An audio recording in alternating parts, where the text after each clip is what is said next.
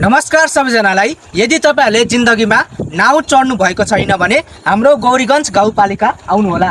यहाँनेरि चाहिँ हरेक दिन नाउ चल्छ, किनभने यहाँनेरि चाहिँ पुल नै छैन। यहाँ अधुरो पुल 17 वर्षदेखि यहाँनेरि हेर्न सक्नुहुन्छ। 17 वर्षदेखि अधुरो छ। अनि हिउँदो महिनामा चाहिँ यहाँनेरि बाँसको पुल बनाइन्छ, तर अहिले खोला बढेको कारणले पुल सुल बगाइदिएको छ। अनि यहाँ हरेक दिन नाउ चल्छ र अहिले यो नाउ चल्छ, तर अहिले मान्छेहरू ओहोरदोहोर गर्नलाई नभएको, ओहोरदोहोर गर्न मान्छे नभएको कारणले यहाँ बाँधेर राखेको छन् अहिले नाउलाई। अनि यहाँ मान्छे भेला भए फेरि पार गराउँछन् मान्छेलाई। र यो नाउमा एकचोटि चढेर पारी भयो भने 50 रुपियाँ लाग्छ र ओहोरदोहोर गरेको 100 रुपियाँ लाग्छ एकजना बापत। अनि अहिले चाहिँ खोला हरेक दिन बढ्छ। यहाँबाट ओहोरदोहोर गर्न त एकदमै रिस्की छ साथीहरू। वर्ष कोही पनि नआउनु होला, तर मान्छेको बाध्यताले गर्दा अब जसलाई एकदमै इमर्जेन्सी पर्छ उनीहरू चाहिँ आवत जावत गरिरहन्छन्। र यो पुल कहिले बन्छ केही टुङ्गो छैन।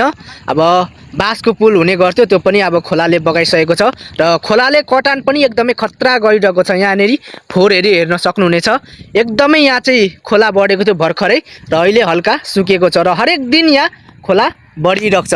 यो चाहिँ हाम्रो गौरीगञ्ज गाउँपालिकादेखि झापा गाउँपालिका जोड्ने पुल खोला हो, हाम्रो कन्काई नदी हो। अनि खोला माई खोला नदी एकदमै डेन्जर रूपमा छ अहिले। अब जति बेला जत्रो ठुलो पनि बढ्न सक्छ। सबैजना सावधान रहनुहोला, सतर्क रहनुहोला। र भेट हुनेछ अर्को शानदार भिडियोमा। हस् त, धन्यवाद।